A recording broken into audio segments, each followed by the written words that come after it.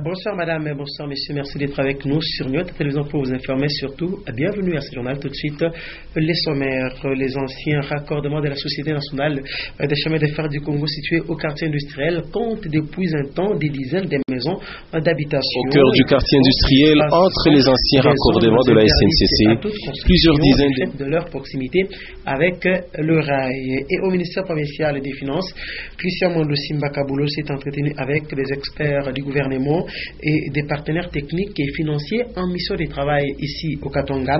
L'objectif est de faire l'approche d'appui à la participation citoyenne aux finances publiques locales. Madame et Valatou, pour les titres, encore une fois, bonsoir et merci de nous avoir choisis pour vous informer. Ce lundi, que le gouverneur de province Moïse Katumbi Tchapoué a procédé à l'inauguration du nouveau pont au Penga Penga, quelques semaines seulement après le lancement des travaux.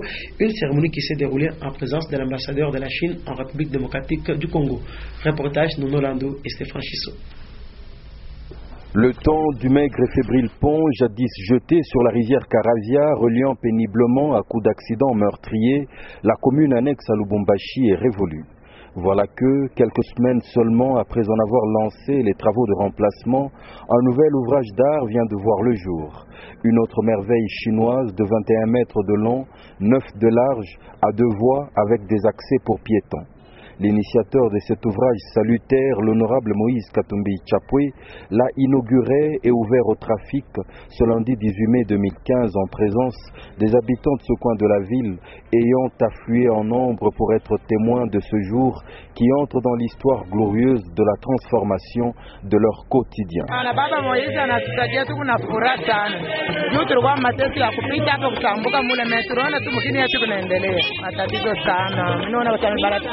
Propre masiku juu baba anatengeneza mukini angari plateau zamani tunaanza kusukia miotoka pa Karazia na tunakituka balabala inaenda wena ku village mulau tuna furaha sana baba amuongezee masiku. Tunasikia butamu kupitia baba yetu Moize anatufanyishia kilalo na tunashukuru Mungu, tutamwombea Mungu amupe hapo buzima kusudi afanye binene vya kupitisha na hapa ngoma sida mametoka kuanguka ngambo na ngambo hapa tunasikia furaha mpikia kisati sana tunakila tupatia Mungu apatie kwa kutuka kazi yake. Hapa tunamwombea tu baba Moize Katumbi Tchapoué, Mungu amubariki, Mungu amuongezee mashiku, amuchunge sana kwa vile hivi natufanyisha. Mungu endelee kumpatia akili na hekima, mpatie bushima ule atamwazia bibaya kutane na Mungu. Hiki lala wanatuwekea tunashikia bien Baba Moize, Mungu amubariki, amsaidie kwa hivyo anatutunza kilalo badolise hata mzima tunampikia merci, Mungu amuongezee mashiku baba.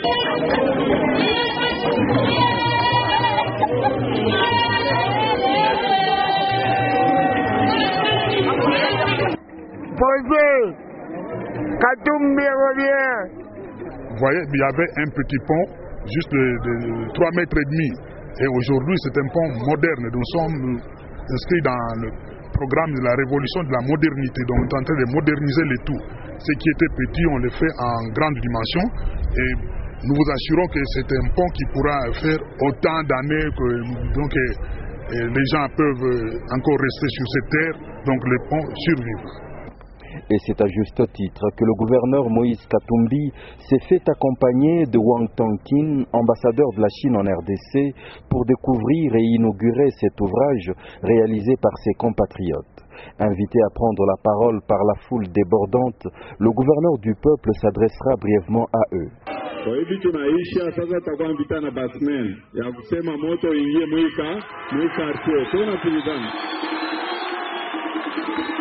Après tutafanya nguvu tuweke na éclairage hapo.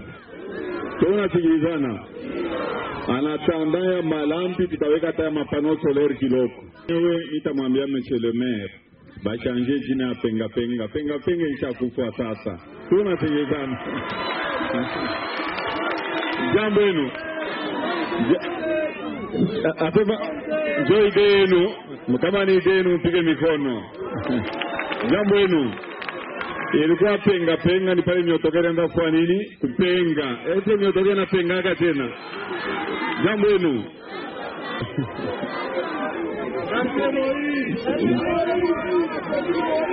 Jambo lenu. Bo tusikilizane mzuri. Hapa tuko nafanya ipon. Mimi wangu naenda mu pension.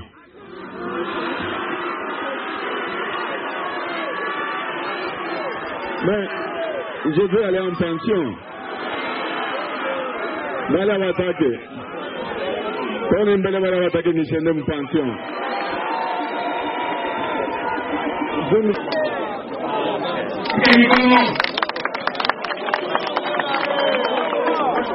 La population prendra littéralement d'assaut le tablier en béton armé du nouveau pont. Une autre occasion qui permettra à la foule en liesse de communier avec leur incontestable leader.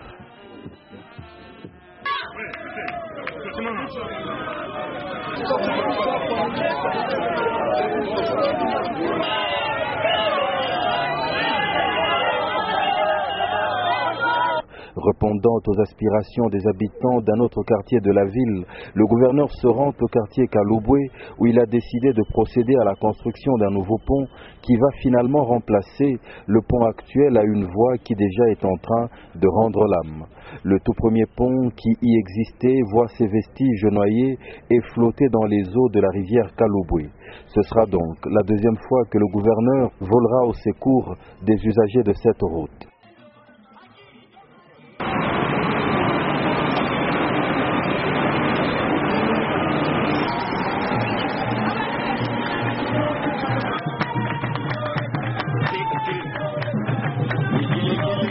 Kama netiengepo ni faida ya peple yote, ni furaha sana kwa peple yote, kuna furahi kwa kuona namna gani batetiengepo.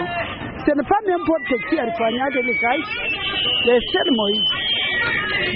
Mungu amchunge na nguvu, sababu Mungu ndio kuna permettre bantu, ana permettre gouvernement ya pa dunia juu ya ordre. Unapita manyotoka ma chance moya ya nguvu njoo hivi unafanya hivi. Macho kidogo hapa motoka ingine inafanyika tono huko. Désormais, l'on ne compte plus la kyrielle interminable des ponts que l'honorable Moïse Katumbi Chapwe a fait jeter sur les cours d'eau du Katanga. Des empreintes indélébiles qui, longtemps après son passage, continueront à témoigner de l'homme exceptionnel qui a donné au Katanga un tout autre visage. Et dans un autre chapitre, retenez que le ministre provincial des Finances, Christian Mondo Simbaka Boulo, a échangé ce lundi et 18 mai 2015 avec les membres qui composent la mission conjointe des experts du gouvernement et des partenaires techniques et financiers en séjour de travail ici dans la province du Katanga. Il s'agit de faire l'approche d'appui à la participation citoyenne aux finances publiques locales et cette mission va se rendre dans différentes entités territoriales décentralisées. Suivez ce reportage. Explorer les différentes approches d'appui à la participation citoyenne aux finances publiques locales, c'est l'un des objectifs de la mission conjointe composée des experts du gouvernement et des partenaires techniques et financiers en séjour de travail au Katanga. Les membres de cette mission conjointe ont rencontré le ministre provincial des Finances avant de commencer le travail dans les entités territoriales décentralisées.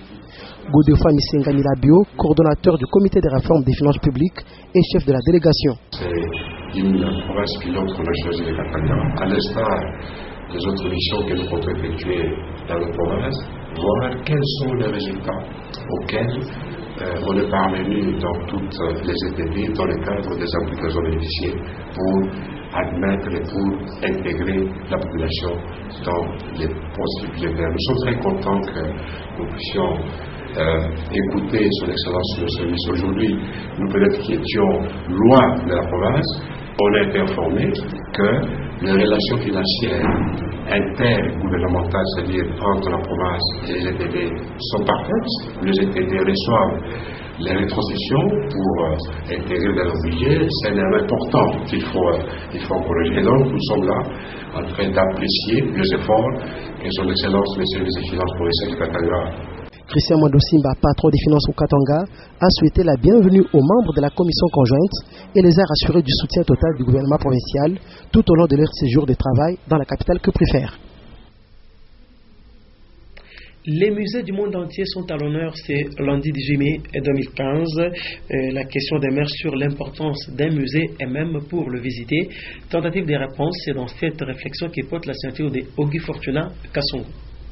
Les musées sont des lieux publics spécialement aménagés où sont conservées et exposées des œuvres d'art ou de pièces présentant un intérêt scientifique, technique et historique. Le premier musée au monde fut créé en 280 avant Jésus-Christ par Ptolémée Ier. C'était un ensemble faisant à la fois office d'un sanctuaire et du foyer de recherche intellectuelle. On parle véritablement de l'émergence des musées depuis la Renaissance jusqu'à nos jours. Actuellement, 3 missions principales sont assignées à ces lieux qui font office de vitrine du monde: collectionner, conserver et exposer. Au-delà de sa fonction historique, culturelle et technique, les musées est un haut lieu touristique par excellence dans les pays où l'industrie culturelle est bien organisée.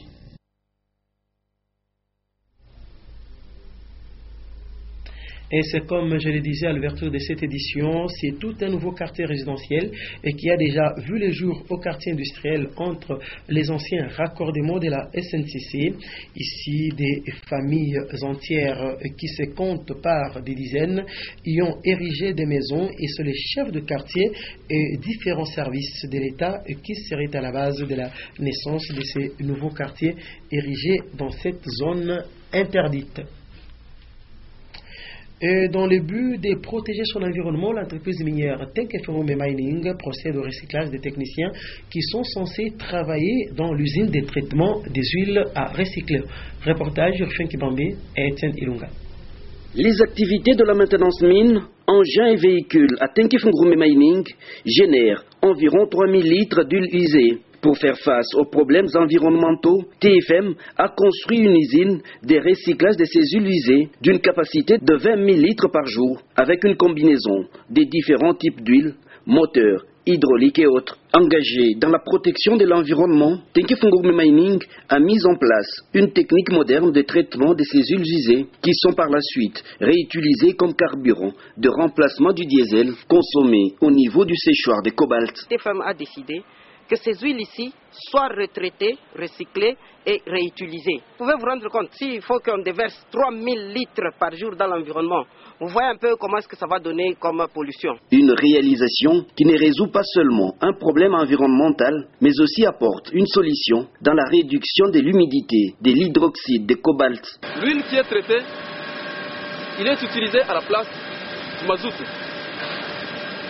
Pour sécher l'hydroxyde de cobalt, qui est de 55% à 1%. Ce recyclage des huiles usées est une grande réussite pour Tenke-Fungurume Mining. Comme l'a dit Antoine Lavoisier, rien ne se perd, rien ne se crée, tout se transforme. Pour rappel, tous ces efforts fournis pour la bonne gestion environnementale ont valu à Tenke-Fungurume Mining un trophée de meilleure performance en gestion environnementale par IPAD lors de son 10e sommet tenu récemment à Kinshasa. Et puis cette triste nouvelle, une dame âgée de 52 ans a trouvé la mort le matin de ce lundi 18 mai au quartier Cadastre. À la base, une dispute avec sa belle-fille, celle-ci l'aurait poussée et la mort s'en est donc suivie. Il s'agit là peut-être d'un homicide involontaire.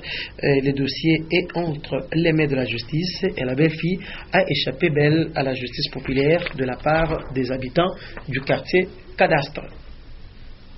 Et on va parler religion à présent. 87 ans d'existence après sa construction, le temple de la paroisse Jérusalem de l'église méthodiste unie sera enfin réhabilité grâce à la générosité du gouverneur de la province, Moïse Katumbi Tchapui.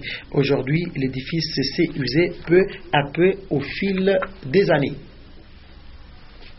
Après le Lubumbashi, Vasula Raiden séjourne à Kikwit. Cette messagère de Dieu va édifier le chrétien de cette ville du Congo central. Je vous propose de suivre ici l'ambiance après son arrivée à Kikwit.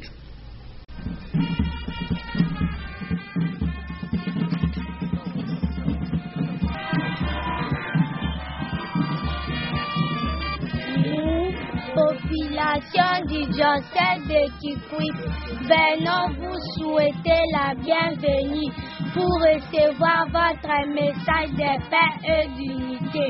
Merci beaucoup. Merci. J'étais vraiment honorée d'être invitée ici chez vous, la deuxième fois à Congo.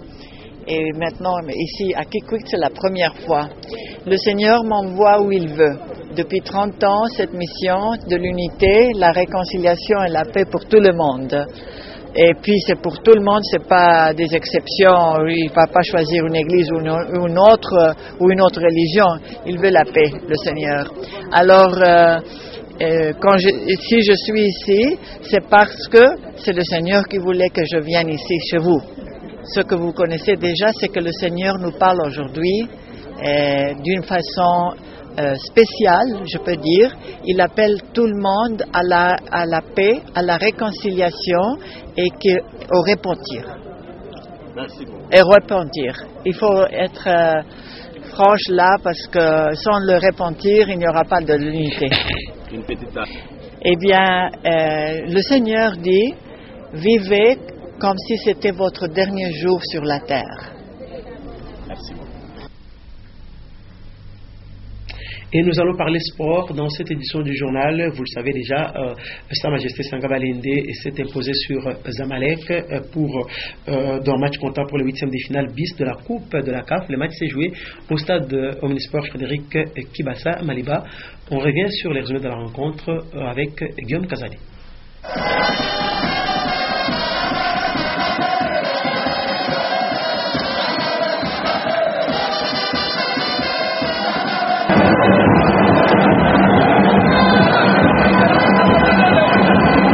L'équipe de Sangaba Balende a réalisé un geste majestueux en s'imposant 1-0 devant le deuxième club le plus titré d'Afrique, la formation des Amalek. Tout est parti du corner des Moukoko qui va trouver pour l'ouverture du score à la 12e minute Moussema.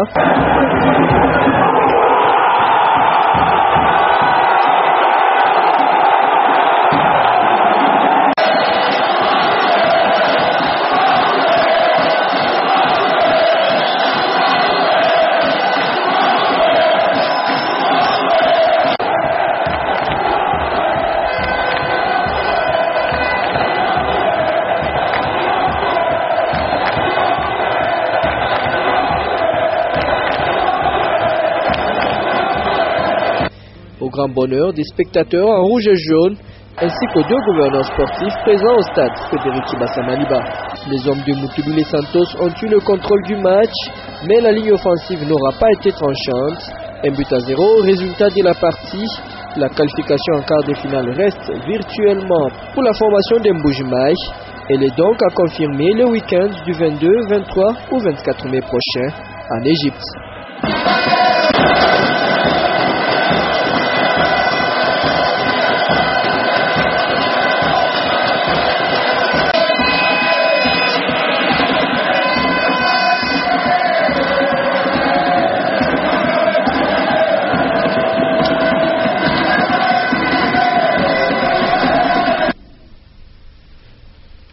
Et voilà, chers téléspectateurs, vous l'avez corrigé avec nous. Le résumé a porté la signature de Gelor Constant Mouepou et Guillaume Kazadi, comme nous l'avons annoncé.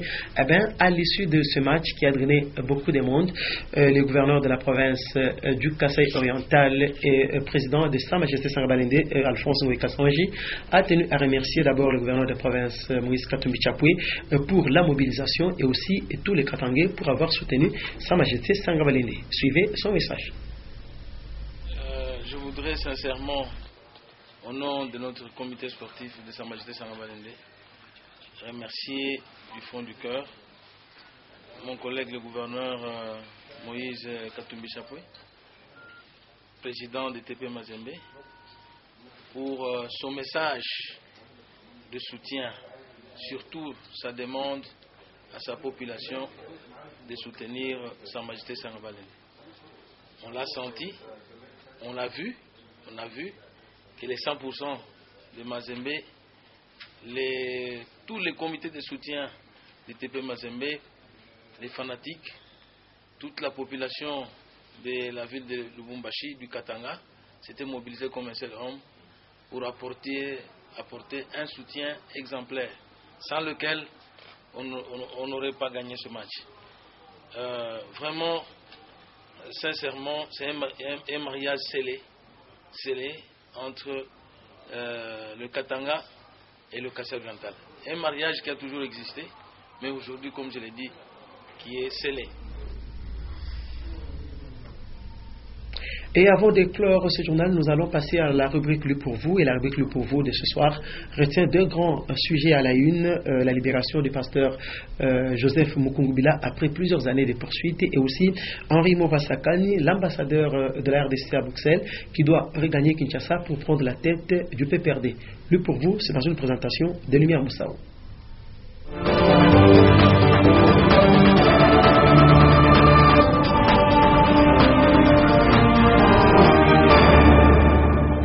Madame, Messieurs, bienvenue à ce énième numéro de Lu pour vous. Faute de balise, ITB Kokolo en danger. Parti de Kisangani le mercredi 8 mai dernier avec à son bord plus de 800 tonnes de marchandises, le bateau courrier qui, en principe, était attendu dans la capitale une semaine après, conformément au calendrier traditionnel, ne fait toujours pas signe de vie. Selon plusieurs sources, des spécialistes auraient déconseillé ce voyage, le subordonnant au travail préalable de balisage du fleuve Congo. On espère que la firme belge à laquelle est confié le marché de balisage du fleuve aura commencé les travaux le plus rapidement pour ne pas rompre l'élan et surtout l'espoir suscité par ITB Kokolo. Un autre point chaud, c'est l'écho des partis politiques. Henri Movasakani prend les commandes du PPRD. Jusque-là, ambassadeur de la RDC à Bruxelles, il a été désigné vendredi dernier secrétaire général du Parti du Peuple pour la reconstruction et la démocratie, et ce, lors d'un congrès extraordinaire qui s'était ouvert à Kinshasa la veille. Henri Movasakani a dit sa volonté d'amener le PPRD à conserver le pouvoir à l'issue des prochaines élections. Aussi est-il appelé à réparer toutes les frustrations dont certains membres du parti déclarent avoir été l'objet pendant les 7 années du règne de Évariste Bochab, son prédécesseur. Par ailleurs, il faut noter aussi que le congrès du PPRD ne s'est pas prononcé sur la question très sensible du candidat du parti à la présidentielle de 2016. Pour le parti, l'heure est de se mettre en ordre de bataille pour les différentes élections prévues en 2015 et en 2016. Au Katanga, le président de transporteurs douaniers accusé de détournement. Ces transporteurs l'accusent d'avoir détourné 20 millions de dollars américains et pour manifester leur mécontentement, ils ont organisé une marche vendredi dernier devant le parquet près le tribunal de paix de Kasumbalesa. Les manifestants ont indiqué que cette somme couvre l'ensemble de cotisations de membres de la coopération des transporteurs en douane pendant 2 ans. Ils contribuent à hauteur de 1000 francs congolais par jour dans la caisse de l'assistance sociale pour le fonctionnement de leur structure. En page 2, on peut lire l'Afrique du Sud abandonne ses poursuites contre pasteur Joseph Mukungubila. Il est enfin libre après une année de poursuites engagées contre lui. À en croire celui qui a été soupçonné d'être le commanditaire des attaques du 30 décembre 2013 contre plusieurs lieux stratégiques de Kinshasa, Kolwezi et Kindu. La justice sud-africaine a abandonné vendredi 15 mai l'instruction de l'affaire pour insuffisance des preuves. Le pasteur se dit satisfait de l'instruction de cette affaire par la justice sud-africaine qui a rétabli la vérité et exige la libération de tous ses fidèles qui sont détenus à Kinshasa depuis une année. En sport, Sangabalende prend une sérieuse option devant Zamalek. Le but victorieux, marqué Moussema à la 12e minute, permet aux Rouges et Or de Mbujimaï d'envisager l'avenir avec sérénité. Coup de chapeau au public louchois qui s'est rué en masse au stade Kibasa Maliba, encouragé en cela par un mot d'ordre du très patriotique président du tout-puissant Mazembe, Moïse Katumbi Chapwe. Et de l'autre côté, le stade malien s'est imposé sur V-Club au stade Modibo Keïta de Bamako. C'était le vendredi 15 mai sur le score de 2-0 dans un match comptant pour les barrages des 8e de finale de la Coupe de la CAF. Merci d'avoir suivi ce numéro de Lu pour vous. À la prochaine.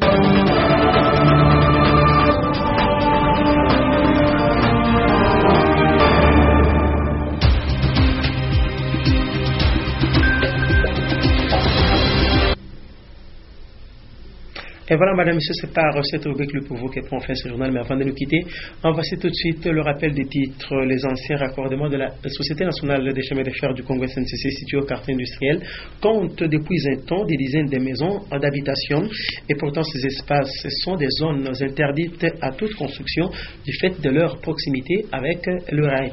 Et au ministère provincial des Finances, Christian Mondo Simba s'est entretenu avec des experts du gouvernement et des partenaires techniques et financiers en mission de travail ici au Katanga. L'objectif est de faire l'approche d'appui à la participation citoyenne aux finances publiques locales. Madame, et c'est voilà tout pour ce journal. Merci de l'avoir suivi. Excellence de programme sur notre télévision et au revoir.